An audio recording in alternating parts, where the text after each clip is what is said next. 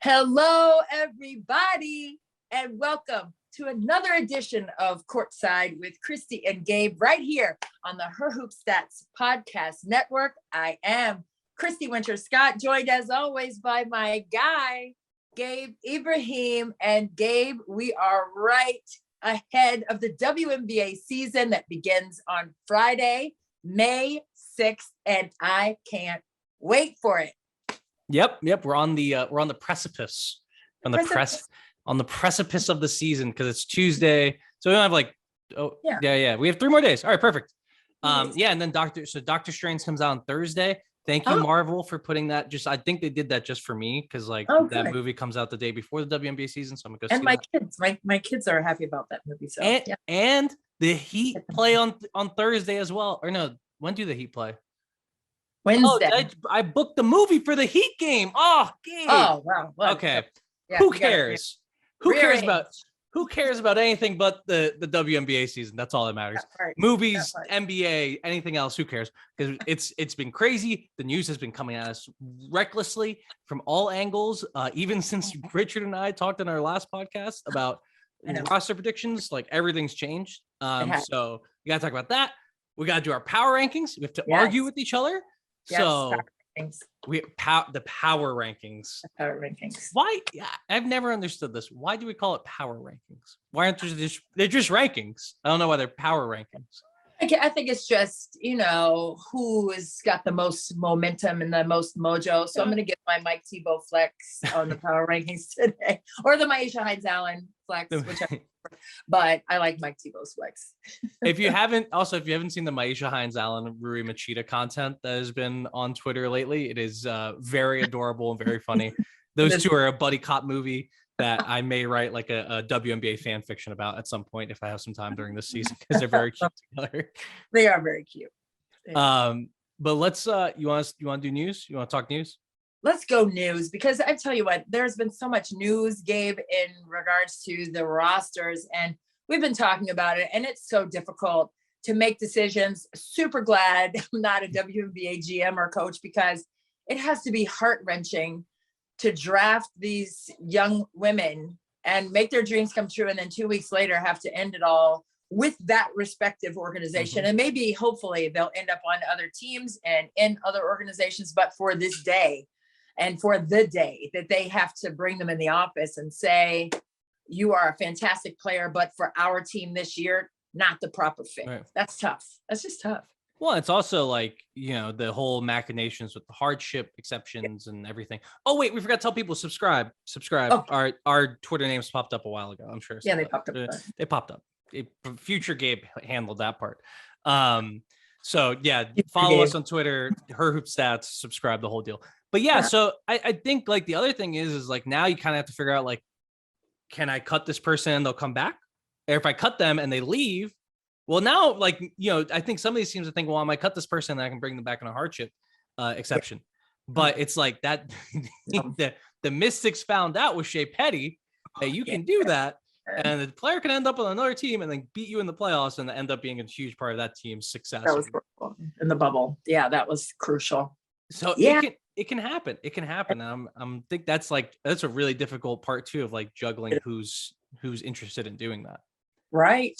And it's so tough because, if you're a player, you're busting it every day. You're trying to do your best. You're trying to get acclimated to the pro game if you're coming straight from college, or if you've been in the league, but then have fallen out of the league, got invited to a training camp, hanging on for dear life. And then right before the season starts, you find out you didn't make the roster. And it's just, I hate it for them. But hopefully they can land somewhere else. I guess that's the best way to say it. And, and the coaches know, and the GMs know. They shake and move and help each other in that way. I would hope, we'll see. Yeah, I hope they're putting a fair amount of thought into this. Let's start in Minnesota though. I just heard a helicopter over my head, so I was like, that's what I was wondering what was happening. I know your dog sometimes is in there, but you wouldn't be looking up for him. I'm always worried about the helicopters. They're also cool to look at, but there's a lot of them in DC. Let's start in Minnesota. I think the biggest news of the day came from Minnesota. So they signed Odyssey Sims to a 1-year deal, which Nice. She was out of the league last year. She played for Minnesota the year before that, right? Yeah. And then she was on, and she had some nice times with Minnesota. So she comes back.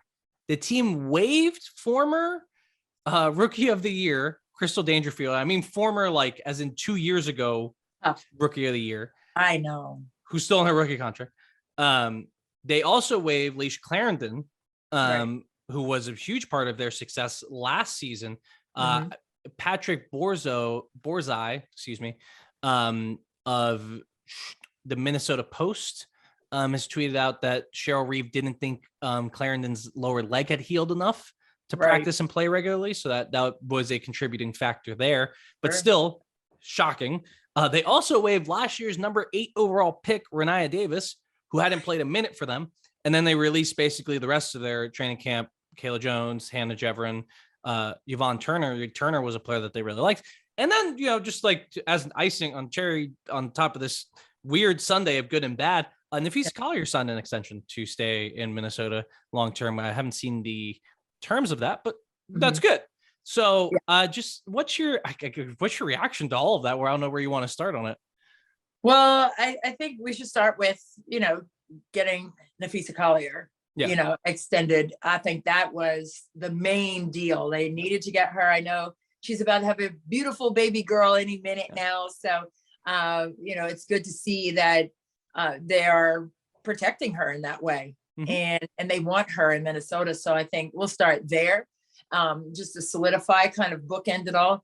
And then, obviously with Sylvia Fowles stating that this will be her last season, it's like, I think they're trying to put the pieces around Syl for this year, so they can make a deep push. I mean, they ended up last year as a 3 seed going into the playoffs. So they did a great job with that. But I don't know. I just think that it's tough when, like you said, you have a rookie of the year a couple of seasons ago with Crystal Dangerfield and promising young talent, obviously in the WNBA, and to lose her like that. I think we weren't the only people surprised. I will say that. And kudos to Cheryl Reeve and everyone who makes those decisions in Minnesota. We don't know everything that goes on in the war rooms that still exist after draft day when they're making these really, really tough decisions.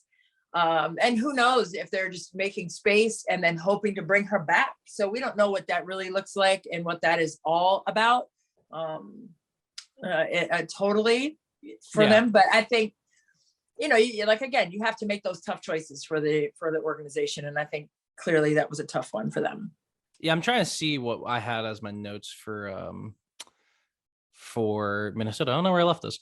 Regardless, Minnesota's, I talked about it. I mean, Richard and I talked about it. You can go read Richard's article on her hoop stats on substack.com too, about how, Minnesota was going to have trouble fitting in Carlton and Banham and some of these other players that they had on roster. So they needed to cut people. I'm just surprised that they, like you said, they cut Dangerfield, who's younger and I think probably projects to be more of a fit with the long-term vision of this team. But I think that just came down to Cheryl Reeve not trusting Dangerfield. And we saw that last year. I mean, when Reeve had other options, she not only sought out other options outside of Dangerfield, but when she had other options, those other options played ahead of her, which is why Clarendon played such a big role in the team last year. So I think it just boiled down to Cheryl Reeve saying, I don't really trust her with the ball in her hands, which is weird considering how good she was in the bubble. There was also some comments about like selfishness. I don't know. I don't think that was like aimed at anybody or pointed at any one player from Reeve. I think Reeve is just, looking at the way the team worked in the preseason and said, hey, I thought we were selfish. I'm not sure that's something we can read too much into. I just think Dangerfield, both her lack of size and just like the fact that Reeve didn't super trust her to run the offense, made it to the point where she had to go and check out someone that she did trust. And she has trusted in the past, and Odyssey Sims. And Clarendon's injury then made way for that too. So those two made sense. Davis, I think we talked about too with Richard, like, Davis is just, she hasn't played for the team. That was the only problem. And she was kind of injured in this preseason. It's like, well, we don't have as much time for development here because it's Sylvia Fowles' last year. But my question to you, is shit. Isn't there part of this team that should be looking more towards the future, right? Like this team is going to be built around Collier going forward, period. And now it's like, it's basically built around Collier, McBride, and Powers, but the other two aren't homegrown talents and aren't necessarily, set to stay here that much longer, right? Like, I'm going to look up when those, they have contracts through the end of next season. And now it's like, okay, so now, how are we going to build as well without these two young players that perhaps were part of the future? Right. No question. I mean, this is a futuristic decision, obviously. And that's why I wanted to start with Fee, because Nafisa Collier is what they want to build on for the future of the organization. So clearly, a lot of the decisions are based on that. But with that being said, for Minnesota, they were in town in DC to have a preseason game against Washington, and Angel McCautry is back, right? From 2 ACLs in 3 seasons. For her to be back is fantastic as well. Just the wisdom that she possesses and her experience with the 2 gold medals under her belt as well. Yeah. But I just think that, when you're talking about bringing back a player like Odyssey Sims, when you're talking about having the stability with the aerial powers out there, shooting the ball incredibly well, didn't really in the preseason game against Washington, but there's a couple of funny. That was such a fun aerial powers game. That's such a great aerial powers game. It was a fun aerial powers game. She was very animated in an aerial powers way, and I love her to death. But she really looked good, in their practice that they had the day before, and also, in their warm-ups and everything like that. Like, she just looked strong and confident. So a huge piece to what they want to do successfully. So I think they're continuing to build. They're continuing to find pieces that mesh well together, and health. I mean, Layshia Clarendon, she didn't play in that preseason game here in DC with the Minnesota Lynx against the Mystics. And, again, another player that you want to have on the court because of her wisdom, because of her choice making that she has done such a great job with on the floor. And you just want to have those kinds of leaders in your locker room as well. So I think it was a tough decision to let her go, but with everything that is contractual, it becomes a business, and it becomes what fits, what doesn't fit, who's healthy and who's not healthy. And that's so tough too, because you don't want to have to make decisions that way, but you're forced to because of what you need for the big picture, which is the future of the team. And the future is now for Minnesota. It's like they need to make those big decisions, and Cheryl Reeve has done that. Yeah. And so to your point, Layshia Clarendon, they were signed for $90,000 this year. So just a little bit, it's like more, and I haven't done all the math here because this just happened like literally right before we got on the podcast. Right.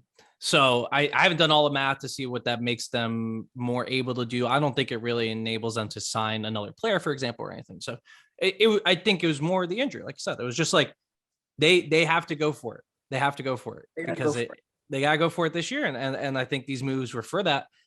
Mm-hmm. I'm just a little worried about what that future is going to look like now, especially when we get to next year. And, especially this year, you look at their roster, it's very, very light in the backcourt. I mean, I think we're going to see a lot of aerial powers handling the ball, and Ariel's been hurt fairly often in the past couple of years. So it's not, there's problems here, and they're going to need to sign someone. And Dantas is going to be out, I believe, to start the season. So they're going to immediately be eligible for a hardship contract. And then but that means they're going to need another post. Right. And so it's like, it's a weird roster. I understand that it's very difficult to work with the situation. As you mentioned, it's great that the Nafisa Collier is having a child. It's tough for the salary cap sheet that this is happening. And that's fine. And you just have to deal with it, but it does make it tougher for them to put a team around Sylvia Fowles that can win a championship. And I understand the moves here. I would say I don't really Rachel Banham making it over Dangerfield or Clarendon, a little questionable, but I think Banham also plays the 2 more, and Dangerfield can't do that at all. Clarendon could be, she can cover 2s at the very least. So you could play her at the 2, but I understand why Banham made it. And then Jess Shepard's been a pretty, important, is going to be a pretty important piece for them this year. But that's another player who has been hurt a lot. So I'm a little concerned about the injury risk here. Odyssey Sims, obviously she played in Athletes Unlimited. I think that's probably what got her here. And she's ready. So that's great. I mean, I don't think it's like super crazy. I think when we all saw it at first, it was like, oh my God, I can't believe they're doing this. But it's like, yeah, it's fine. It's fine. You know, I understand it. It's within the reason, what is it? The margin of error for like what we believe a team should do. But yeah, that's all I got on this. So do you have anything else you want to add? And no, you just have to respect the decisions that are made and understand that you don't know everything that goes into these decisions. And the knee-jerk reaction is like, these are great players. And oh my God, she was rookie of the year 2 years ago. And those are the first things that I said. But then you have to, keep peeling the layers away from the onion, right? And figure out exactly why, or leave it to Cheryl Reeve to really understand the foundational decision that she made there with the players that she has on her roster. So, I mean, yes, we can speculate, but that's not our job. Like we can think about it from the outside looking in, but we're not on the inside, looking out. So we'll leave that to the people that are in there making those choices. I think it's a little bit of our job. I speculate all the time. I speculate all the time. Speaking of speculation, let's talk about Las Vegas, because this is where you're going to get some criticism, folks. Because this is a little crazy. All right, so Minnesota, like I mentioned, I think that's well within the margin of error. Like, hey, pick the players you want, pick players you trust. I don't think it's insane. Trading up for a player in a draft and then cutting them less than a month later, before the season even starts, and you traded to get 2 draft picks. And you cut both of them, one of whom is the president of the team's niece. This one was crazy to me. They waived Maya Hollingshead, who was the player they traded up to 8-4, they traded next year's first round pick for, and they traded Kyla Pointer, who is Nikki Fargas's niece. But more importantly, she was the 13th, 14th, 15th pick, something like that. And a player that they seemingly were relying on. And hey, look, shouts to Asia Shepherd. I am very, very happy that she is sticking. She's been a Gabe fave all season in college. Gabe fave. Yeah. I'm gonna hashtag that. I like it. I'm gonna take it. It's all Continue. But it's like, I really love Asia Shepherd, but it's just like weird that they picked Pointer ahead of her and took Shepherd, and they picked Bell without ever talking to her and kept Bell over Hollingshead, and you trade up for Hollingshead. This one, to me, this is not great management. There's a disconnect somewhere in here. So what was your reaction to Vegas? Hey, blood isn't always thicker, right? I mean, that's the one thing I awkward know. Thanksgiving. I know that personally, so let's just get that out. Oh yeah, I forgot about that. That's the true deal. Wait, remind people of that story. Oh no, I don't want to take us down that yellow brick road, honey, a rabbit hole. And if you know, How about I leave it like that? It's been on the podcast. It's been on the podcast. I'm gonna leave it there. But yeah, that's no guarantee. That's all I'm saying. And not that you should go in thinking that it's a guarantee either because of that. But I'm gonna acquiesce my way out of that. But anyway, the trades were done in order to get, what they wanted, and they didn't quite, see what they wanted to see in the training camp.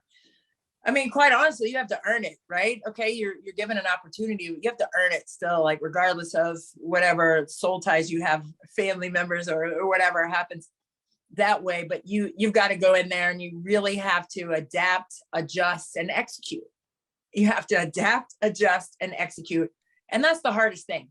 A lot of these college kids, I mean, they're still taking classes. They're still doing all these other things. I mean, it's the only league that has that overlap, right? Where you go straight into training camp while you're still finishing with your exams and your final projects as a senior in college. So there's a lot of stress in terms of having that optimal focus that you need in an opportunity that you've been given on a professional level to play with these elite professional women, and you got to be ready to go. So maybe they're, again, us not being in the gym in Vegas to see who was actually executing and who was actually the most focused. Sometimes it's like, these are the pieces of the puzzle. We see it. We dump the box out on draft night and we put it together, and this is what we want it to look like. You get in training camp, it's like, hey man, it's not looking like we thought. And that's probably what happened. I mean, just speculating again. Speculation, I'm telling you, it's part of our job. Speculation.com. I just think that's that Twitter. It could be. It's true. True.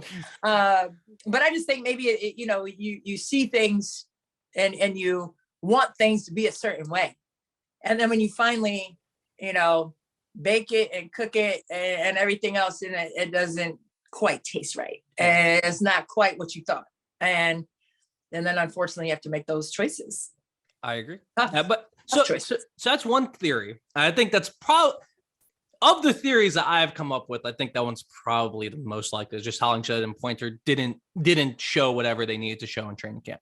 Right. There's another more nefarious one if you want to be fun. There could be like a power struggle here between Becky Hammon and the GM/president office. She didn't want, maybe she never wanted these two players and now they're gone. Look at you. This is Gabe reading. Gabe's read too much fiction in the last few weeks. That's really what's happened. So that one's probably not true. I think what really happened though was probably a mixture of what you're saying in training camp and the fact that Becky Hammon wasn't really around for the entire scouting process with Nikki Fargas and Natalie Williams, who's the GM. Like she wasn't around because she was coaching the Spurs. So she came in later.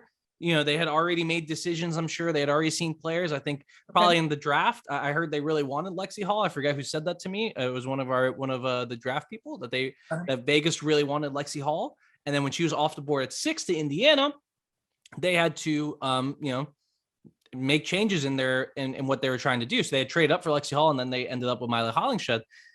And it turns out that Becky Hammon maybe doesn't like Maya Hollingshead or Kyla Porter. So I guess that's probably the explanation here, as Zoom has told me that I have 10 minutes left. Boo Zoom.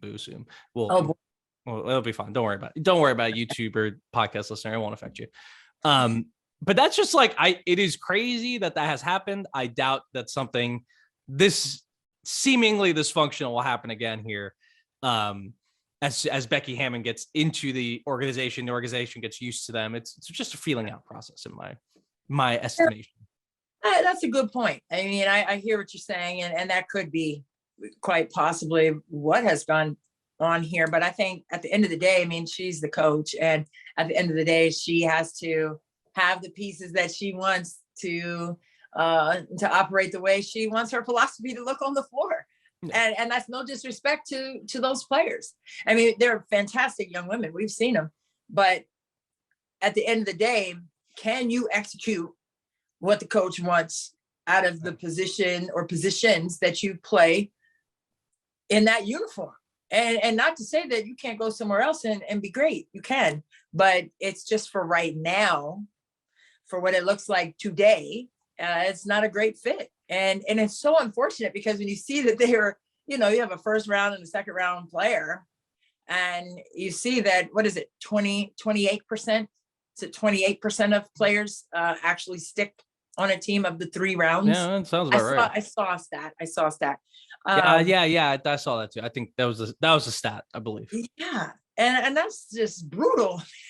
So it's like grand opening, grand closing, it's like draft night. And then no, so it's brutal. And that's all. I mean, hopefully again that these great players who have been drafted and selected and interviewed and gone through the process, yep. Right? Hopefully at some point in this season or in the next couple of years, they can end up in a sweet spot for them and what their skill set presents. Well, and there's chances for them to get on rosters this year. I mean, just like looking around the league, you can see that there's plenty of spots. I mean, speaking of what we can get to some more of this news here. Kyla Charles. It's a mess now, guys. It's a mess. Hi, Kyla.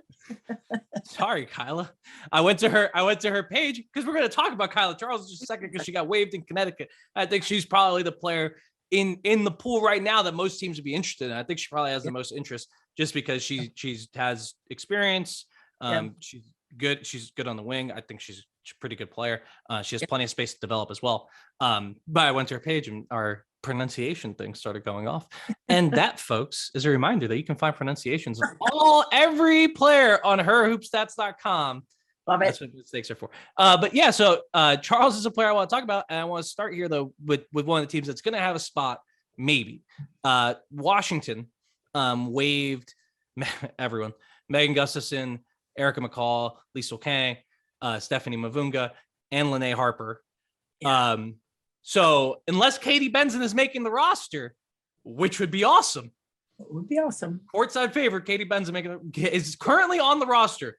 I don't think she's going to stick, but crazier things have happened. They will probably have a spot if they move on from Katie Benson, which opens up a spot for someone like Charles or Hollingshead or Pointer or any of the Clarendon, any of these players that were around. But, I am a little surprised, though, because I thought DC would start with Mavunga or Harper in that 11th spot just to start the season. Well, I will say that they've both had a great camp. I know, especially Lene Harper, she has just been a fighter defensively, just scrappy on offense.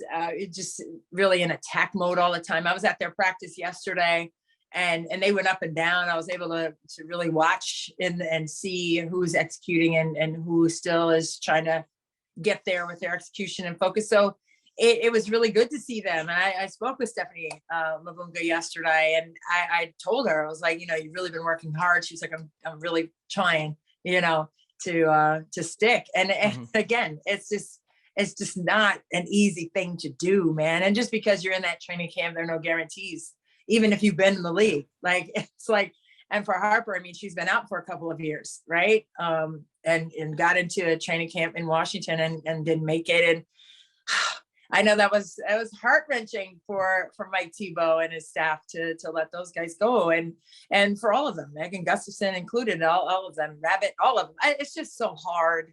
It's just so difficult, but you have to do what you have to do. Again, like, you got to do what you have to do. But I mean, could Washington, like you say, pick up a player like Kyla Charles, who is a staunch defender, can play multiple positions defensively, and I think for this Washington team, that could be a viable option for them. And they still don't have Elizabeth Williams, and they won't have her for the first handful of games. Alicia Clark, not 100% healthy. So, I mean, they may be looking for some more defensive stability in a player like Charles. One, and Richard Cohen brought this up too, not related to Mavunga necessarily, but just like players are going to get released on Tuesday, which is today, and Wednesday, tomorrow, so that teams can then pick them up after a 48-hour waiver to bring them back on hardship contracts. Which Washington could do, because is Tiana in camp yet? She is in camp. She is in camp. Okay. Elizabeth Williams is maybe late to the season, and Alicia Clark may not play the first game, correct? Maybe not. Yeah, she's been practicing, but don't know if she's going to play on Friday or Sunday at Minnesota. Yeah, and so she's out the first weekend. Then there's going to be a hardship spot in Washington, and Mavunga would kind of fill into that spot nicely, considering that there's not that many bigs on this roster. Or it's anyone else that we just mentioned, McCall. Gustafson has come in and out of the program a few times, so I wouldn't be surprised to see her back in a Minnesota uniform at some point this year. But Charles makes a ton of sense, because they definitely need a 2-3. She's from Maryland, so it fits. I wouldn't be surprised to see Charles here. Come, I think like tomorrow she can sign. Not sure about the exact timing. But so Washington's one of these teams that has space. There's a couple other teams that have spots. I mean, Chicago has like 19 players in camp at the moment. I mean, when are they going to whittle down? We've been waiting. I have my alerts on for them, but every time I see one, it's about media day or something. I haven't seen any cuts. I don't think they have a hardship, so they're just like, we'll just wait it out until the end of training camp. So they have 19 players, but it's been a lot of players get waived, and for a lot of them, they're not going to get a chance. Like maybe Charles will, maybe a couple of them will, maybe someone takes a chance on Hollingshead, maybe someone takes a chance on Pointer. But like for a lot of these players, it's kind of over for this year. Doesn't mean you can't go somewhere else, build up your value and come back. But and there's other. I want to round up the news. Hold on. So we got Seattle signing Rashonda Gray. It's good. We all love Rashonda Gray. Literally, I've never heard anyone say anything bad about Rashonda Gray. She's a worker. She's a worker. She's a connector. I think she's pretty good. So it's good. It's a bad sign for Mercedes Russell's health, but I think it could just be a stopgap measure there. We'll see what happens in Seattle, but that they signed her. In New York, Kylie Shook is sitting out the season due to personal reasons. So, sending love and Hopes for the best for her. She'll be back next year and she'll still remain under contract for New York. So, sending that best to her. And then I just have a list here of players who we really like and who just got cut. So we got Chloe Bibby, Aleska Gulbe, Reina Perez, Elisa Cunane, Jasmine Jones, Lauren Cox, Chelsea Dungy. That's your girl. That's my I thought girl. about her, the Arkansas baby. Yeah. Wu Pig Sui. She's not there anymore. No. All those players are gone. So just tough. That's a whole team that you just named. Like, could that be a whole team right there? Just one. I might do it. Everyone always says this. I want to say this. We only have 117 left before I need to start a new Zoom. Oh, okay. But I do want to say this. We could start a new team with all cut players. It would not be good. It would not be a good team, guys. I'm sorry. It would be a Gabe Fabe. Gabe Fabe. This team would lose by 40 every night, and I would watch every single second of it. Every game. Oh God, Reina Perez throwing to Chelsea Dungy. Come on. Cookie time. That's the cookies from 3. Okay, we have to move Zoom, but it's fine because we're gonna move on to power rankings as soon as we get back. So we'll be right back, I guess. Yeah. Now it feels like a radio show. We'll be back. All right, welcome back from the momentary Zoom pause. We used to have to do that a lot more. I don't know if you, way back when we started doing this on Zoom in the pandemic, we had to do that a lot more. We did. I don't know why it stopped and now it's back. The 40-minute limit. I don't know why. It's weird. They just need to keep it limitless so we can just go through because it's us. Like, we like to talk about things. Like, give me stuff for free, Zoom. I know. Let us live. Let us live. But plus, the in between time, I sent Bree some money on Cash App. So she's beautiful. She's out shopping and we're out working hard on our power rankings. And I'm like, anyway. Maybe it's for Mother's Day. We don't know. But probably. I don't know. I didn't think about it. Oh, it is Mother's Day. I paid. So I don't know if that's good or bad. People who forgot about Mother's Day, which I'm guessing is mostly straight cis men, it's on Sunday, so have something ready. Something, anything, right? A biscuit, something. Flowers, just go flowers. I mean, one flower is good. Like, well, and now it's going to be way overpriced. If you go this week, get your flowers this week, and then if you have to send them, I don't know. The sending the flowers I've never gotten right. So yeah, it's probably not good. Power rankings. Do something. Power rankings, and not just Mother's Day power rankings. We're talking WNBA power rankings, not gifts for moms power rankings. Oh, maybe we should do power ranking moms in the WNBA next week. We should. Maybe we should. I'm here for it. Let's do it. After we get off here. Yep. Let's power rank the teams. So I do this. I'm interested to hear how you do this. So I do it in like tiers where it's like, okay, I have these teams in a group and I don't really have much to separate them. So they're all in a group together. I also rank them 1 to 12 because I know people will get mad if you don't do that. Yeah. But like, to me, it's like my 1 through 3 is like really like, okay, all these teams are the same. So do you do it like that? Or are you like, no, this one has to be better than 2 has to be better than 3.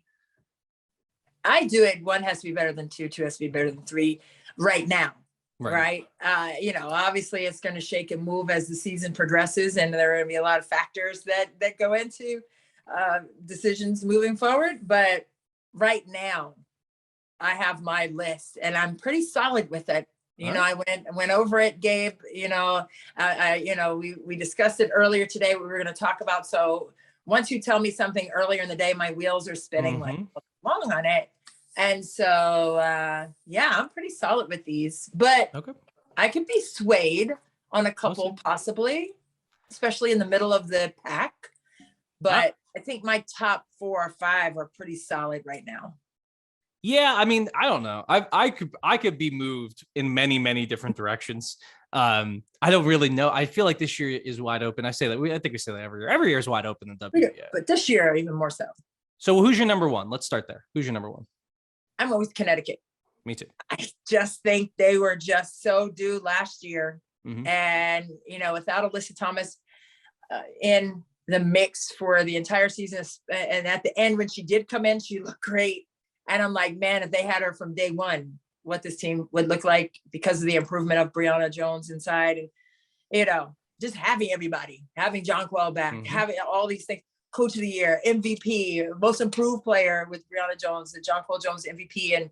and Kurt and being the coach of the year, man. Yeah. I just thought that last year that was surprised that they didn't get it last year. So when you have that bridesmaid hunger, they went to the finals in 2019. Washington, beat them in 5 games, and then they went to the semifinals the last 2 seasons and didn't get it. And they've had like people missing in each of the 2 last seasons. I just think this is the moment that they've been waiting for. They have Courtney Williams back after a couple seasons in Atlanta, but she was on that 2019 team. It was so tough to stop her, but she was a nightmare for opponents just with her ability to rise and fire. The mid-range game, crazy. Offensive boards, crazy from the guard spot, just energy personified. So I just think it's their turn. Okay. I agree. Okay. Teams like this that get so close so often, I feel like they rarely don't. Like, we remember the times where teams like this don't actually get to the championship. Right. Like, if you knock on the door enough, eventually you're going to knock it down. Yeah. I think. So I'm with you. I think that's why that's why I have them at number 1. I think there are problems, no doubt. I think they've fixed one of them with getting Courtney Williams and Nia Clouden, our girl. Yes. She's going to be big in the postseason when they're going to need scoring and their offense gets stuck, because this offense is going to get stuck. Every offense gets stuck. It's just they didn't really have a true bucket getter last year, and it came back to bite them. Okay, so there's that. Yeah, I think that will be when their problems come in. For the regular season, though, I mean, like, you're not going to find a much more talented team here than, they're starting 5: Jasmine Thomas, DeWanna Bonner, Alyssa Thomas, Jonquil Jones, Brianna Jones. Like, that's a heck of a destroyer in the regular season. So I think that's pretty easy. Number 1, their bench depth's pretty good too. I think Stephanie Jones is their backup center. Maybe they pick up someone else, Beatrice Montpremier from Miami. Right. Yes. Is there Carrington, Heidemann, both really solid. So I expect this team to be really, really good in the regular season. Do you think they're going to win the regular season? Do you think they're going to, again, be the number 1 seed if you had to pick? Man, if I had to pick today, yes. Yeah. Okay. I just think that, who they have healthy right now I'm hoping that's who they'll have healthy later on.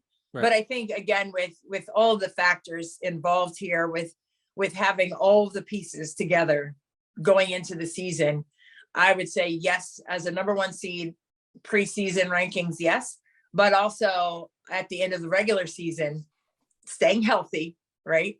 With their core group and their great group off the bench for support.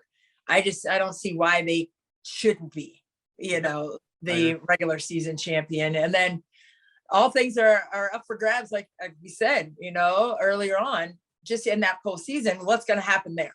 Yeah. I mean, there are so many factors at that point of the season that you just don't know. But right now, if all of the Connecticut Sun team stays healthy and stays together and moves into the season and proves themselves, man, I think, chemistry wise, I'm not really concerned with that because they know each other.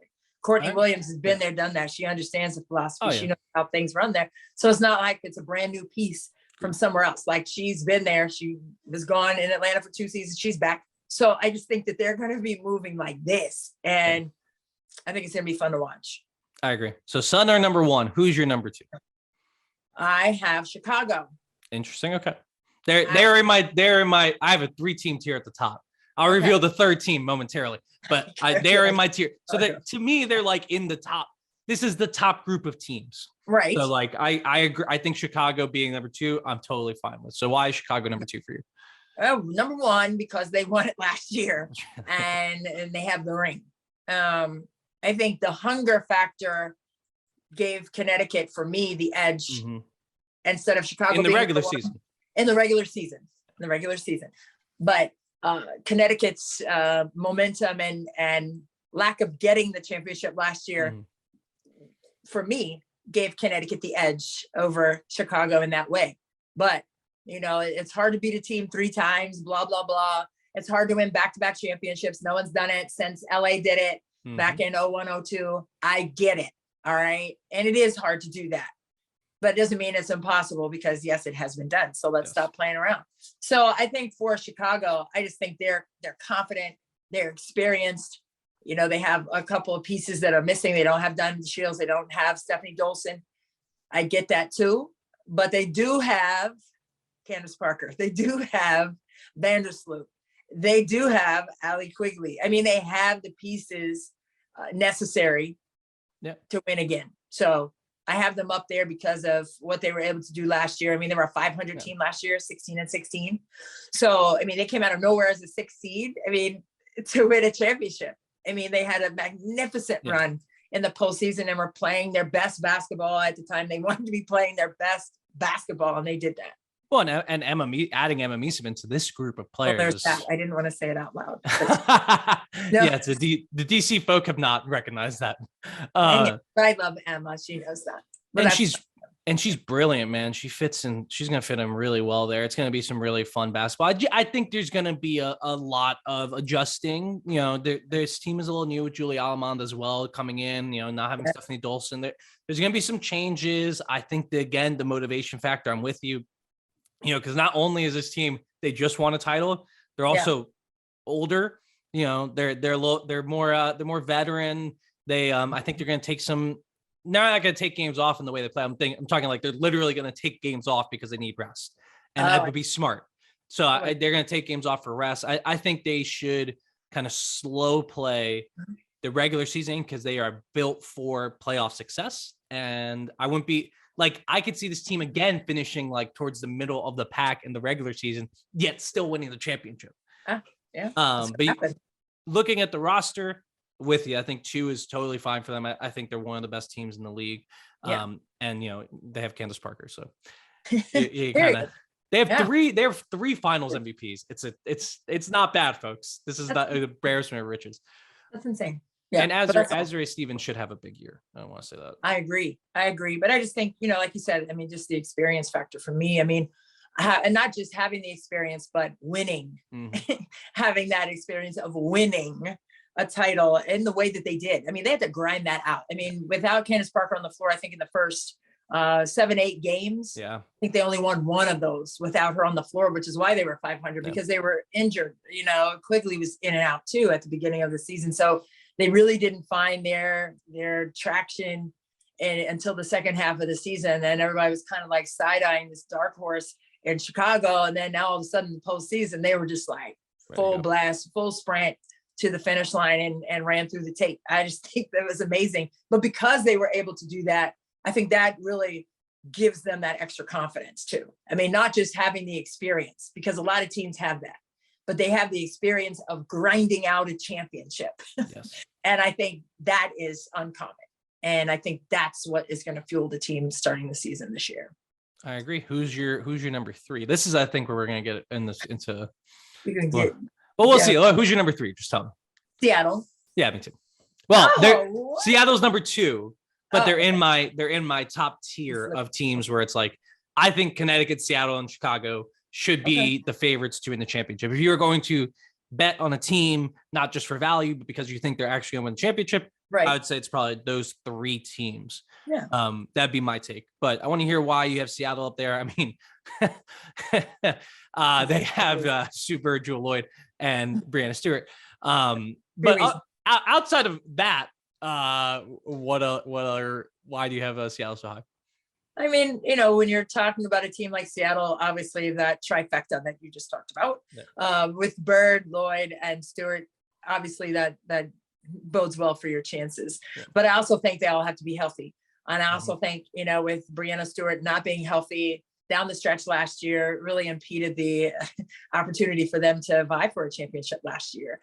Sue Bird, I mean, I don't care. I mean, age is whatever. I mean, she works her butt off and she's in the league for a reason, not just because she's done it in the past. It's because she can still do it. So give her her respect for still being able to compete the way that she is competing with all of the experience that she possesses. So, you know, let's pump our brakes on, you know, how old she is all the time. But let's just really realize what it takes for her to maintain herself in this league for as many years as she's been able to do that. And give her respect, man. Anyway, that's just me. That's me on a tangent. pardon me, but not sorry. But yeah, I just think that they have what they need. They have what they need to win. You know, they've done it before. And again, you know, when you have that experience of grinding out wins, you know, they've done it when they're healthy. Yep. That Seattle team and that core of that team, they've done it when they have been healthy.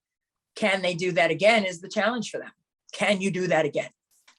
I mean, I think they can because of everything you just said. I also want to point out the Storm tweeted out a picture of Gabby Williams, who's in camp now, and Brianne January. And speaking of people who are maintaining their shape, Brianne January looks jacked. Yeah. She looks ripped right now. She got into the weight room. I think I don't know if this, I haven't seen, is this her last year? I am not 100% sure on that. So I'm not going to. Yeah. I know she's not playing international anymore. So I'm not sure if she is. I don't, whatever. Regardless, we're going to celebrate her. I have to research it on her hoop stats. I haven't seen it. So maybe they may have just been a rumor. Regardless, yeah, they have the experience. They know what they're doing. Brianne January is going to fit in there like a glove. Hopefully they stay healthy. Obviously, health is a problem with everyone. I think particularly here with Mercedes Russell, I'm a little concerned about the center position for them, because then you're completely relying on Ezzy Magbagor. That being said, I love Ezzy. I love her though, and she's a baby. I mean, I say a baby. She's probably 22, 23 years old. She's in her third year. I think because she came into the league at what night? She came in a little early. Yeah, she's 22. She had the braces and she had, she was 19. So yeah, 22 years old. Come on. 22. Yeah. Jesus, born in 1999. 22. Born in 99. Okay, I'm back. I digress. I'm back. Regardless, I think she's gonna be my pick for most improved. Not that we're doing awards right now.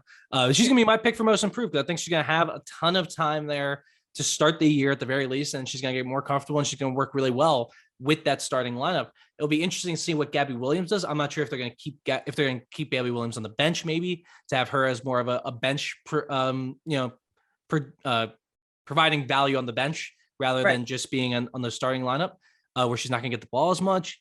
So I think the bench for Seattle is a bit of a question mark, but I don't really care. I think they're going to be fine. I think they're going to be fine. You want to know why? Because Brianna Stewart's the best player in the world, and I think that's just going to be what it is. Like if you have one of the best players in the world, which at this point for me would be Stewie, A'ja Wilson, who I'm sure we'll talk about very shortly.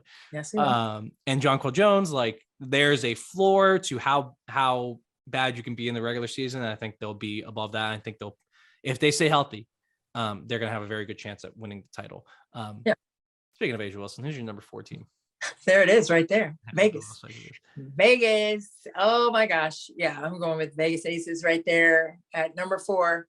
I just think that, another team that I thought would win it last year or had a good chance to win it last year and just fell short again in the playoffs. I just thought they had enough, and I know they didn't have Angel McCautry and, she got injured and there are so many things missing from what they wanted to do. I know, Cam Beige was injured and had some issues there. Wasn't able to play, COVID and all that. And after she came back after COVID, I don't think she was the same way in terms of her impact on the game and no slight to her skill set, but I think it just took her time to recalibrate physically, mentally back into the flow.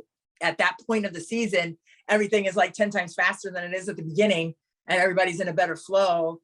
And now you've missed some time, you come back and it's like this and you're not quite like that. And I think that with her and the team, I think it really impacted how they played.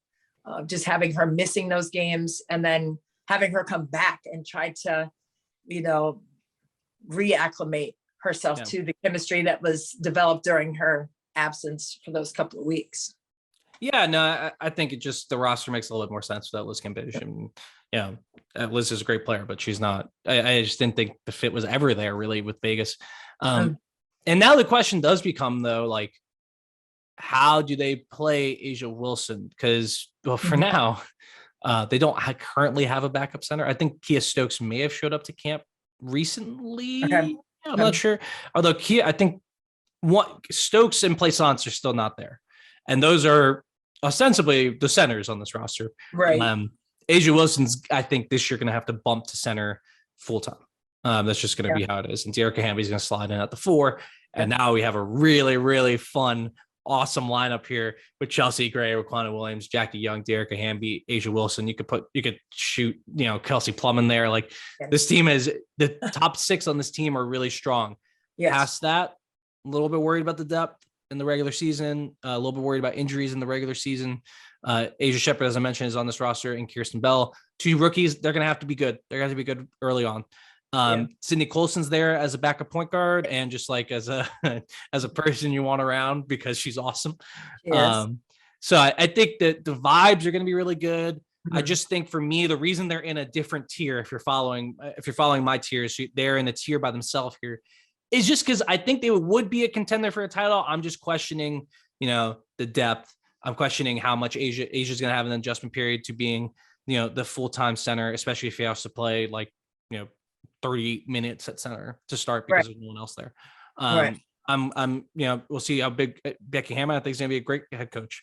I also think it's her first head coaching spot here. So it's like these things are going to take time to adjust and to meld, and coaches and players are going to have some time to adjust. So that's why they're in the tier here. I wouldn't be surprised if they actually fall back a little bit in the regular season. Like I was saying with Chicago, wouldn't be surprised if they fall back a little bit just because of all those adjustments. But I think by the end of the year, we're going to be talking about this team as one of the teams that can compete for a title.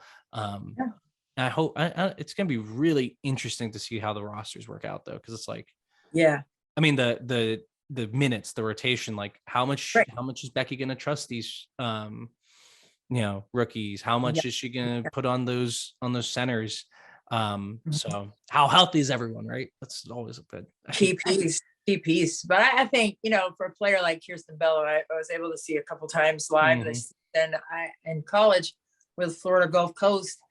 I mean, she has the ability to go off offensively and just really become unconscious. I don't care if you have a hand in her face. I don't care if you have a double team coming her way. She is going to find a way to put that ball right in your eyeball. Mm-hmm. And she's a toughie. And she wants that challenge too.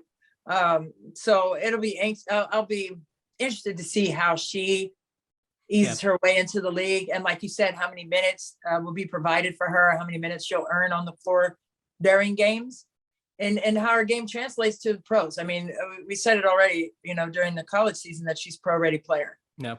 And a lot of people obviously had her on those mock drafts in the top 10.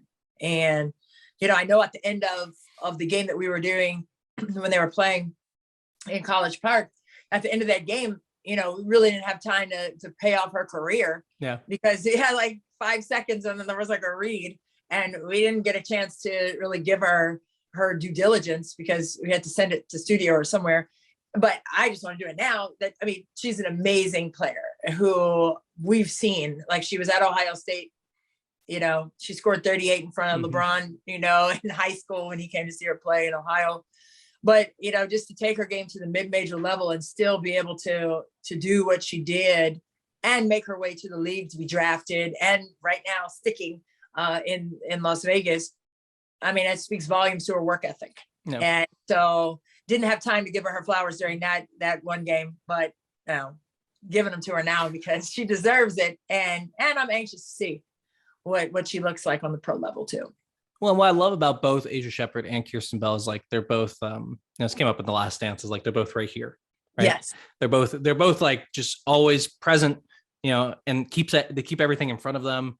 And A'ja is she was a 5th-year senior last year. So she's a little older than everyone else, which I thought coming into the draft, I was like, this is going to give her an advantage if she gets picked by a contender. Seems like it has, because she is mature and she's all right here. Not to say that other players aren't, but it's just those players really, to me, stuck out in the terms of being present, ready, and in the moment. And that's exactly what you want with the rookie, because neither of them are going to be scared at all of the moment. Let's keep it moving. We got to keep moving. Who's your number 5 team? I have Phoenix there. Okay. And that may be a little high for some people because we don't know, if or when Brittany Griner will be back. But, kudos to the league for branding each home court with BG's name on it. Obviously, her family now is saying that they want to have more attention on her name. I know initially they didn't want that, but without her, I think they'll still be okay. I mean, totally different team without her presence in the middle on both sides of the floor. But I think they have the pieces there, a new coach in place, probably look a little bit different philosophically and tactically with what they have, not just because BG is not going to be there for the foreseeable future, but because it's not Sandy Brondello as it's been the last 10 plus years there. So I think they'll just look different, even though they'll have some of the same personnel. Yeah. And, there was a story that the U.S. State Department has reclassified Brittany Griner's detention as wrongful in Russia, which means, I think, from what I can understand, there's a bunch of stories on this. If you want to read it, TJ Quinn for ESPN has been more on this, that they will now work on the case a little bit more, and it will be more of there'll be more attention and resources put towards it from the State Department, which is a big deal. So it's a big deal. Obviously, we're hoping and praying for Brittany, and it's extremely tough to talk about Phoenix, not only from the aspect of like, we're just nervous and scared for Brittany Griner, but it's also just like, this is tough to talk about because we don't understand like everything, how it's going to work on this team. I don't even know who's going to be their starting and or backup center at the moment. I guess their starter would be Brianna Turner, and their backup would be Maya Dodson from Notre Dame, who's a 3rd round pick this year. Maybe they go pick up one of these players that you mentioned at the top that's been cut. That's another location that will have a spot, especially when they get into the season and they immediately become eligible for a hardship because they have 2 players that are not playing with Brittany Griner and Kia Nurse, at least at the start of the season. And Nurse is gone for the whole season, maybe until the playoffs. She could come back, I believe, was what they said. Right. Possibly. Yeah. And I mean, that's just, and I do have them fairly high, even without really knowing, but I think they have enough, and when you have a player like Diana Taurasi on the court, I don't care. And again, I don't care how old Diana Taurasi is, she's going to give it to you. However she wants to give it to you, night in and night out. And again, hopefully she stays healthy. I know she was banged up during the postseason, played through it.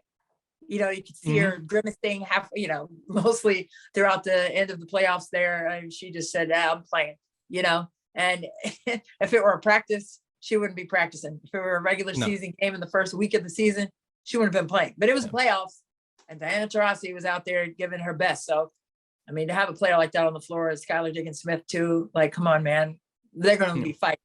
And that's why I have them up higher, even without really knowing about Kia Nurse or about Brittany Griner. Yeah. And so, like Skylar Diggins-Smith had one of her better seasons last year. And she said she's been really, really good for Phoenix since getting there in 2020. So, Skylar, Tina Charles, Diana Taurasi, it's 3 MVP caliber players on the team. Like, yes. Again, this goes just looking at the talent on this roster, it's really good. I don't think they're going to be a particularly good regular season team. But again, like we talked about, to a lesser extent than like Chicago or even Las Vegas, like I think Phoenix is a team that just has to get into the playoffs. They just need to get to the top 8 in the regular season. And then, hey, give me those 3 in the playoffs because we'll see what happens. Right. I have them 7th, but they are in my I have a 3-team tier here. Where it's like, these are teams that have a lot of talent, but a lot of question marks. So I think Phoenix is fine at 5. I have no problem with that. I'm sure someone will have a problem with that. And if you have a problem with that, let us know in the comments. Yeah, let us know in the comments. And then make sure you put your @ on Twitter so I can discuss it with you. Yeah, let us know your @ folks. Let us know your @ because Christy's coming for you. But yeah, so Phoenix, I'm fine with that. Obviously just a ton of issues on the bench and a lot of sorting out to do still. I want to give you my number 5 team though. All right, who do you have? Because I want to talk about this tier altogether, so I'm just giving you my 5 and 6 teams because we know 7 is Phoenix. Right. So at 5 I have Washington. Huh? Okay, so where'd you have Washington? 6. Okay, cool. And they're right there. 6 I had Minnesota. I had 7 for Minnesota. Okay, perfect. So then we're all good. All we're right, in the same tier. Everyone's in the same tier. Although I do think, oh god, they put us on the freaking 40-minute thing. It doesn't matter. We're gonna get through at least this one part of it before we get to run out. Zoom, You are killing me. Come on, Zach. But so with Washington and with Phoenix, I mean, with Minnesota, I think the questions are kind of similar. Washington, if Elena Delle Donne is healthy, if this team is healthy, as we have said for the past 3 freaking years, they're going to be really, really, really good. Yeah. They're going to be really good. If Elena Delle Donne's healthy for an entire season, they will be a championship contender. I don't think I'm speaking crazy. No, you're not. I'm not. And if Alicia Clark is there, they may be at the top. Different thing. Yeah, that's a different thing. But I'm concerned about both those players' health. I'm concerned about the overall health of the team. You know, we'll see if Elizabeth Williams, you know, she's not someone who's been injured, but she does have like some like nagging injuries once in a while. Tiana Hawkins getting up there at age. You know, so injuries are going to play a huge factor, I think, for Washington more so than any other team here. But if they're healthy, they're going to be really, really good. I'm tired of saying that, Christy, though. I just want to say they're really good. I know. And they are really good. And let's just put it in the atmosphere that we're not even going to talk about health, because this team has the possibility, once they're all together, right, with Elizabeth Williams having her services defensively, Shakira Austin, you know, earning more experience and practice and gaining more experience with the defensive coverages, you know, in college. Mike Tebow said, you know, there are 1 or 2, maybe 3 ways to cover pick and roll. In the WNBA is 4, 5, 6 different ways to cover a pick and roll. So there are a lot of adjustments on the defensive end, although she's a staunch defender and she will block your shot if you come her way. So let's get that straight too. But just in terms of, you know, finding your role, finding your niche, especially as a rookie for Shakira Austin offensively, she got the ball a lot at Ole Miss, right? She got the ball a lot when she was at Maryland.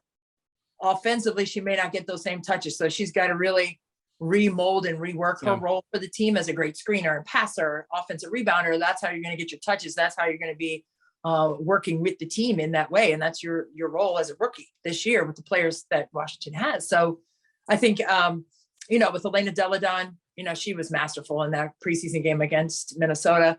Coach said he was going to play her between, you know, 12 and 18 minutes. And I think she played right at 18, had 21 points, shot the ball incredibly well.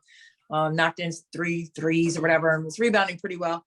But, you know, when you have Elizabeth Williams in there, that's going to change the way they play. I think when they have a rim protector like that behind you, when Shakira Austin can come in and do the same thing defensively in that way, I think it's going to be really fun to watch that.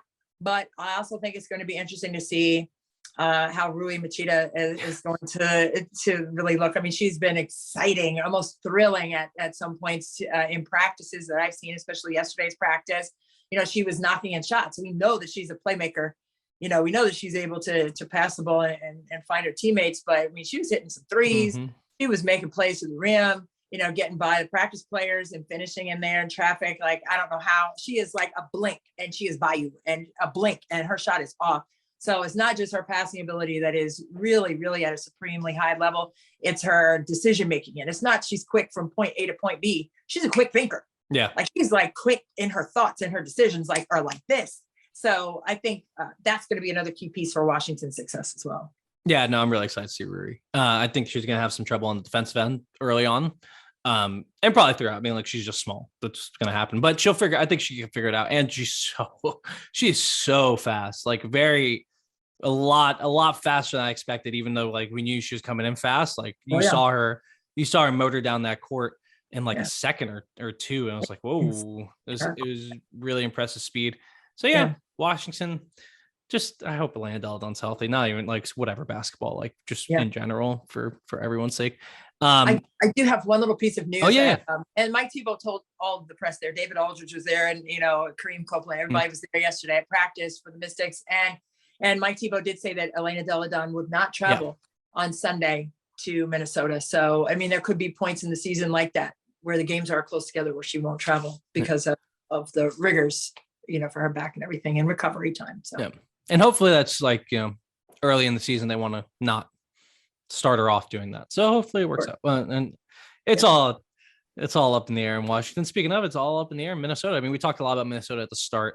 So I don't think we need to go too in depth here, but they are 6 to me, just behind Washington, just because Washington, if they're healthy, is going to be a better team, in my opinion. If Washington's healthy, I think they're going to be a better team than everyone in this grouping. That's why they're at number 5. And then I think they move up a little bit. But Minnesota, with health and with the team they have, I mean, you got Sylvia Fowles again. That's going to, on both ends, you have a really good floor to be that good. So I think they have a nice bench depth. They have nice familiarity. They obviously have a great coach.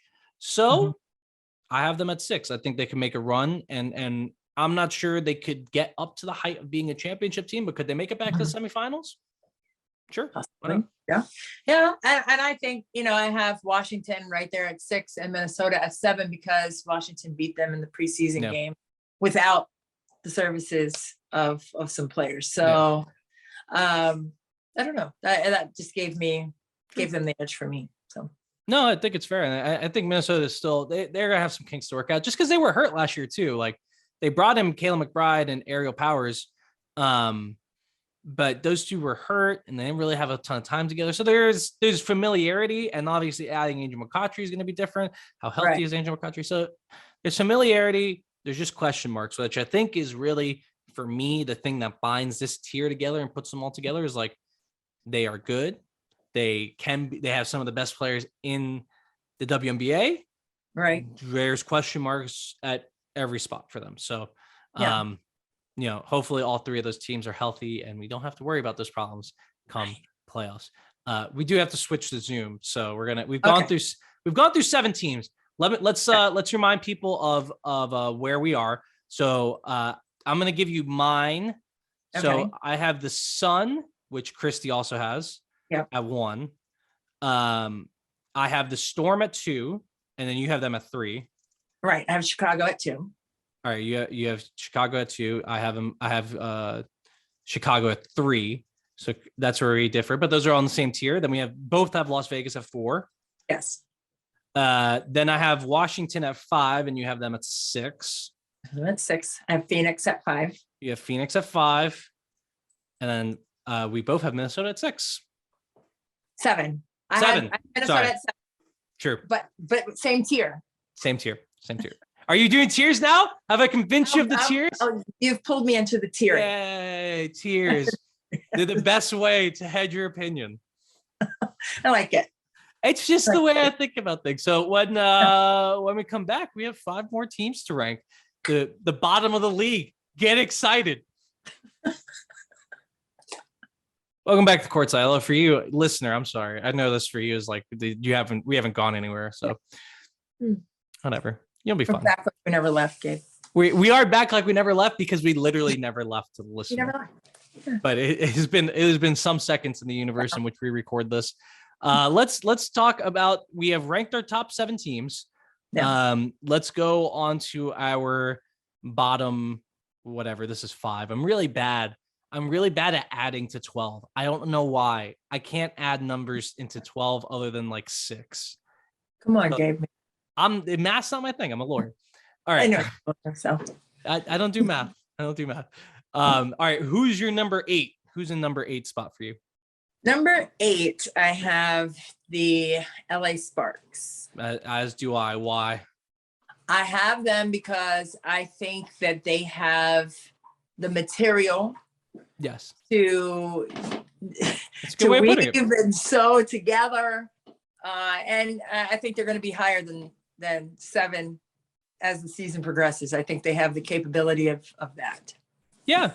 No, I think they can be better. Obviously, it's going to take some coaching. It's going to take some work. They added so many. I mean, they added Liz Cambage, they added Kennedy Carter, they added Christy Tolliver. This team is completely different than they were a year ago. Just the same coach, and it's going to take some time to adjust. It's going to take some time to figure out how everyone fits together, and it's going to take time to figure out like who is healthy, who is in shape. Like, so it is going to be, I think, a lot harder to meld all these pieces together than maybe they want people to know. But for now, I think the Sparks are fine at 8. To me, they're in this other tier down, which we will reveal the rest of the tier momentarily. I'm pretty sure it's easy for you to figure out, but the Sparks, they can be great. I'm with you. The material is there. I'm just the final product. I'm not sure how close we're going to get to that final product. But hopefully they're healthy and we can see it actually happen. Yeah, a lot of nice pieces. I mean, when you have a player like Elizabeth Cambage Yeah. inside who, I mean, she changes the game. I mean, I know, we were talking about her in Vegas last year and how she missed that time with COVID and then, in the playoffs in and out, whatever. When she is on her game and healthy, right? She is incredible. I mean, she is an asset to any team that she plays for. But I just think in LA, I think it's just going to be really interesting and intriguing to see how she fits there and how they utilize her inside. Yeah. No, I think for me, the reason why they're a tier below the other teams, I think they kind of fit into that same category of the Washington, Minnesota, Phoenix, where it's like, well, they have great talent, but there's question mark. I think the reason why is just like, I don't know. I don't know if the final product, if I really believe that this team at their best will be as good as those other teams. I think that's why they're a tier below for me. Because I just don't know. It's going to be tough to fit, man. Like there's a lot of people that want the ball and not a lot of ball to go around. Right. And someone's going to have to sacrifice, and I'm sure they're ready and willing to sacrifice, but it's like, how does that affect your how does that affect your defense if you're not getting as many touches? How does that affect, your offense if you have to play more defense? If someone's out for a week, how is that going to affect the entire chemistry of this team? Because you really need it going for the playoffs. So the Sparks need to be ready for the playoffs, just like we've talked for everyone else. They need to get in. They just need to get into the playoffs, and they can figure it out. But they haven't been able to do that in the last 2 seasons with a pretty good group of people. So I don't know. I'm low on the Sparks, but I think for me, I probably have them in the playoffs at the moment. Yeah, I think they can do it. I think they can do it. I think it'll be interesting to see how they come together. And I don't think it's going to be at the beginning of the season. I think maybe by All-Star break. That's going to be in Chicago this year. But by the All-Star break, I think LA is going to be a team a lot of people are talking about. All right. So who's number 9? Number 9, I have the Dallas Wings. All right. Me too. Wow. Look at that. What? We're agreeing like all the way through here. I like it. I just think, they've been the young team.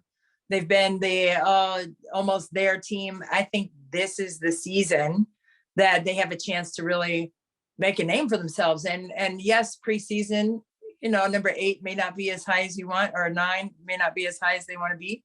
But I think that they can also be a team that moves up, around that All-Star break time. Like, what do they look like then?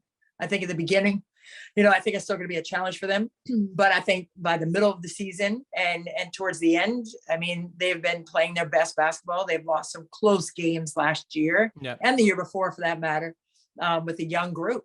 So I think now you can't really say, hey, this is the youngest team in the league anymore. They're not anymore. So they've had the experience of losing close games, but now they have the opportunity to get over that hump. And I think that's what they're going to be looking to do. I agree. I think the reason why Dallas is ahead of New York, which again, tears, folks, to me, New York's gonna be my 10. Spoiler. Same. Right? New York's gonna be my 10, and the reason I have Dallas just ahead of them is just I think Arike Gumboale is, she's up there in these groups of players where it's like these are elite. She's almost in that elite category. I think she can carry an offense by herself. I think she can do a ton for this team.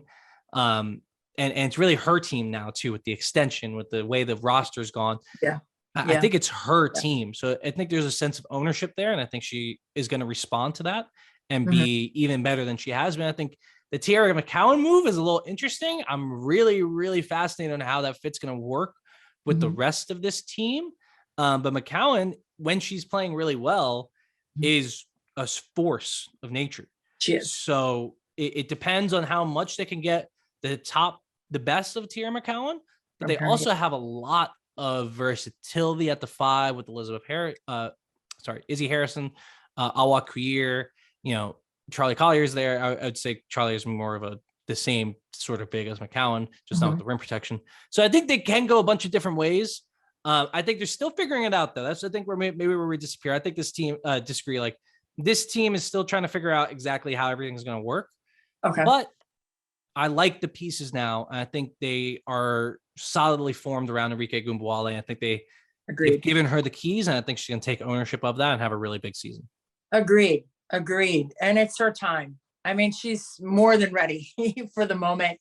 And I think, she has the pieces around her that can get the job done. I mean, Satu Sabli. I mean, we didn't talk about her, and her abilities. Yeah. I know she was injured some and missed a chunk of time. So I think they have, like you said, again, another team with the material.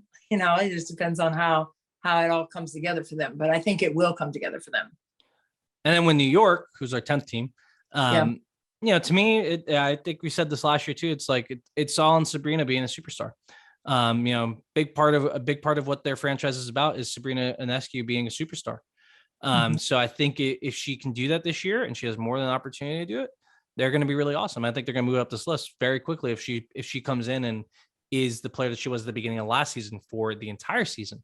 And without those injury concerns, and this team had so many nagging injuries last year that it's hard to get a read on them. Yes. But if they're healthy and they're ready, I think they don't currently have any guard depth at the moment, which is an issue. So maybe Asia Dur, AD can fill in. Maybe they can play a big role in there. Right. Obviously, the last time we saw AD, they were awesome. Like so it's like it can happen. That they come back and they're ready to go. I'm not sure if that's something we can bet on. So New York, to me, the whole thing is around Arike Ogunbowale. I mean, I'm sorry, Sabrina Ionescu. And I think to a certain extent, all three of these teams, right? With New York, it's Sabrina. With Dallas, it's Arike. In Los Angeles, it's essentially Liz Cambage. Not that she's at the same age or level as those other two, but that she needs to come in and really prove why she is elite. Arike Ogunbowale needs to come in and show that she's elite. Sabrina Ionescu has to come in and show that she's elite. Whichever one of those players does it, will make the playoffs. I'm going to say that right now. Got to be consistent. Got to be consistent. And that's the thing. And Arike Ogunbowale has been incredibly consistent. We've seen that. Yes. But can the team be as consistent as Arike Ogunbowale has shown to be? Well, I need her to be more of a consistent shot creator for others. I need her to be more consistent on defensive end. Like there's a ton of places that she needs to improve on. Because if we're talking about you as an elite player in this league, you got to do everything and you got to do it all well. Yes. And she can score, but I need to see more. And with Sabrina's not at that level yet. So we haven't seen Sabrina even get to the point where we can say, oh, she's going to be elite. We haven't seen it to the point where she's going to be an all-star or anything. Right. So that's what I want to see this year. I think she's capable. I want to see it. I want to see it with all these teams. I guess maybe this is the I want to see it first group. I like it. I like that. Show me it. Yeah. Show me the money. Yeah. Show me the money group. I like it. I like that. All right. So our last two teams. I mean, we have Atlanta and Indiana in that order for me. That's how. Yeah. I have it the other way. I have Indiana. Oh no! First disagreement. No, we disagreed on a couple things. We disagreed. But we disagreed to agree. But this one, I think, I'm shocked. I'm shocked. Why are you shocked? Indiana's gonna be bad. No, they're not. Capital BAD bad. No, they're gonna be Joe Jackson bad, and they're gonna prove everybody wrong, man. They have like a million rookies. That's a good thing, and they're like 4 of them are starting. I know, but that's like you can't start rookies in this league. 4 of them. No, but look at who they are, though. It's not like randoms. They're like toughies, and they play defense, and they're like workhorses. They're not some random rookies. They're like dogs. Like they have 4 dogs starting. They got Queen Egbo. They got Melissa Smith, #1 overall. They have some dogs out there. There's some dogs on the floor. I know, but they're still like babies. This is their first ever. I just think a team with 4 rookies is always going to be the worst team in the league. Shouts to the 2020 New York Liberty, who proved the point. But those are 2 games. Those are different players, man. One of them was Sabrina Ionescu. No shit. And who else? Well, Sabrina did get hurt, and then Jocelyn got hurt, so it was more of an injury issue. But who else though? I mean, to be honest, who else did they have? Like in that group, like that start. I think Kylie Shook was on that team. Who am I missing? I'm missing some other rookies. But just like a team that young to me cannot compete in the WNBA. I just don't see it, and I don't think they want to compete. Crucially. What? Okay, not the players. not the players. I'm talking about the organization. I was about to say, hey man, no, hey, those kids. Listen, Lynn Dunn already said they had 7 picks in the draft, and all of them were going to come in and defend every single possession, like their positions and their opportunity dependent upon it. Which does. Somebody tells me that, hey, I'm in a stance all day. I'm never coming out of a stance. I don't care if I'm on offense. I'll still be in a squat. I'm still gonna be sick. I'm working my butt off. If that's what it takes for me to stay on this team and to keep a roster spot that is a fleeting opportunity that we've seen people just getting cut from teams. Listen, you don't need to tell me that twice. You need to tell me that one good time, and I'm gonna be like, let's go. I don't care how old you are. If you're a baller, you're a flat out baller. I don't care if you're a rookie or not. Okay. And this Indiana team and organization, they are waiting to get back to making runs in the playoffs and winning championships like they did in 2012. I mean, this is a group that they're waiting for it. And they structured their picks in the draft for these players to start and to change the culture, and you're scratching your chin. And I mean, they're just going to be waiting a little bit longer. I'm trying my hardest to convince you that this is a good deal, and you're like, yeah. Hold on. I want to say, I think this is a good deal for the organization going forward, because they need to suck to get Aliyah Boston in the draft next year. And they're going to, because you can't. It's 4 rookies. You can't start 4 rookies, and I think they're going to win less than 6 games. They won 6 games last year. I think they're going to win less than this year. I disagree. I could see them winning. They're going to be tougher than you think. I think they're going to be tougher than you think. I don't think they're going to purposely tank to get Aliyah Boston. I think they're going to be playing their butts off. I think they purposely tanked to get Aliyah Boston. They've already done it. They will not. Oh no. I don't see that. I see they have the pulse, and they have the fight. They have the dogs, like I said, and the motor. Those players play hard. Like if you go down the list of the 7 players they brought in, the 7 kids they brought in, I don't care. I'll put them up against anybody and let them go. In college, yes. In the pros, no. Not right now. Not right now. In 2 years, in 3 years, heck, maybe even next year, it's different. But I think just like coming in, especially right after college season, like it is going to be tough for them to compete.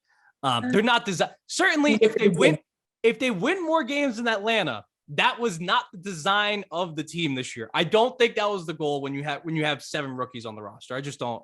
That's not what I think. But my overarching point here is I think Atlanta's pretty good.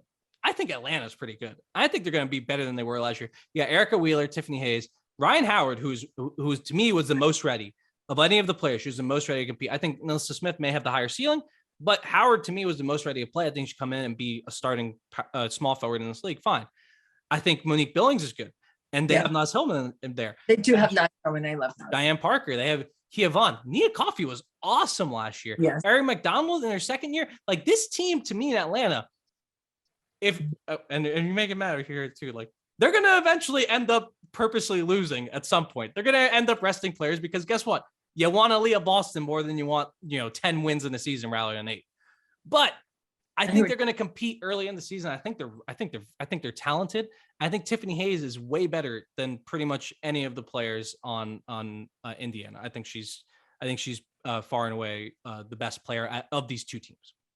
I hear what you're saying, and I do like the composition of the Atlanta Dream. I really do. However, I don't know. There's just something about when I was looking at, what Indiana has done in the preseason in particular, just in the way that a lot of the rookies are playing big minutes and producing big numbers. To me, that's been quite impressive. And they're not playing college teams. They're playing other WNBA teams. And they're kind of playing other college teams though, just a little bit. I mean, and technically, in the preseason, they're kind of playing a little. It's just okay. Technicality, but I think that they're ready for the opportunity. They're ready to fight, and they're ready to show what they have. And the same goes for Atlanta in that respect, with a lot of young players in their first or second season. So I get it. but I'm still keeping Indiana ahead of Atlanta. All right, that's fine. I'm keeping. If there That's was not a tier, we're not going to tier these two teams. Oh, well, so that had them in the same tier, but now honestly, I'm thinking about. I'm like, no. Indiana's in their own tier at the bottom. I think this team. If it wasn't that New York was playing in the bubble and they could only win 2 games, I would say this team has a chance to be one of the worst in WNBA history. Just because the point is to lose. The point is to lose when I will look Lynn Dunn in the eyes and tell her this. You can't. No, you wouldn't. I would. You can't put 7 WNBA rookies on a roster and expect to win anything. You're gonna come back with a nub. You go to Lynn. Hey, that's fine. She can not. Yeah, hey, that's fine. But I'm not believing that this team is in any way, shape, or form expected to win even a modicum of games. Like they're gonna be bad, and then you know what they're gonna be next year? They're gonna be bad again next year, and then the year after that, they may be awesome. That's just how it's gonna work because they're so young. They're babies. I know, but I don't want to. I don't know. I guess I'm just always the glass half full. I never want to give them an excuse. If we're coming in every day and we're busting our butts in practice, we're running, we're executing our plays, we have games. I'm not going to go in and say like, do your best, honey. And if we lose, it's okay. Like, there's no way they're going to have that mentality. If that's what happens, that's what happens. But trust and believe, they're going to go out there and they're going to fight. They're going to go out there and compete. And they're not going to go out there half-stepping. They're not going to go out there halfway pressing on the gas. We'll be flooring that sucker. And they're going to be playing hard. And if they lose, they lose. But it's not going to be because they're like not going hard. No, I think they're going hard. Saying like, man, we're just going to. No. It's not that they're going to lose because they're not talented or not playing hard. They're going to lose because they're inexperienced. They have no idea how to play with each other. Yeah. And are starting, again, 7. They have 7 rookies on the team. Like, they're just, I can't get behind it. Okay. And also, Tiffany Hayes, please show out for me because I love Tiffany Hayes. She's one of my favorite players in the league. I think she's been good for a while. It's just been like really weird in Atlanta the last few years. I think this year they have a team that makes more sense around her. I don't think they're trying to win because they shouldn't be, because you want Aliyah Boston. I'm calling this group actually to me is the Balin for Boston or a losing for Aliyah. That's what that one's bad. It was bad, but it's also funny. They're a losing for Aliyah, but I just think Atlanta's pretty good. I think they're going to have to pump the brakes on how much they're winning. I think Indiana is going to go right into it. I think they're going to get much better, though. I think they're going to get much better. Might be pleasantly surprised. I don't know, but that's just me. I'm always, I'm a hopeless optimist. So maybe we should have started at the bottom. This was our most disagreement. It really was. Like we were like pretty much, kumbaya all the way through to 11 and 12. We were. And I'm a Fever fans before it's way too late. You've already got mad at me if you're listening, but it's too late. But I do believe in what they're building. Personally, I like it. I just don't. They're not building for now. It's not for 20. Not a now team. You're thinking. I don't know. I just never say never for stuff like that. So you have them winning more than 6 games. I do. Okay. And that could be 7, but it's more than 6. I would say less than 6 if I had to. 6 probably sounds right to me, but less than 6 if I had to bet. I'd say Atlanta's more than 8. They'll have 6 by All-Star, and we can do right. I'm writing that down. Pinky promise on that. Yeah, put a sticky like Ernie and them do on TNT. Put it on a sticky. Put a little post-it. I'm gonna put You know what? You're right. I'm gonna put some stickies here, and we're gonna put it up there. Yeah. Because I want to see it. We'll have 6 wins by the All-Star break. Yeah, that's on one of the post-its. Oh, we should have done some predictions. We'll do that next week when we have. We will do it next week. Yeah, one week into the season predictions next week. That's all right. We've planned out the show. Okay, I'm done. Okay. Well, they cut the lights off, Gabe. God bless America. That means we got to get up out of here. We don't have to go home, but we will see you at ESA on Friday. Yes. For for the Mystics home opener against the Indiana Fever, which will be they're gonna win that game now. Damn it. I know. And you have to be there for many reasons, especially for my post-it note that's going to be up on the wall behind Gabe. But until then, we will see you at ESA. We will see you at all of the WNBA games to start this great 26th season of the league. And we can't wait for another exciting summer. But we got to get up out of here. So for Gabe Ibrahim, I'm Christy Winters Scott, right here on the Her Hoops Stats Podcast Network.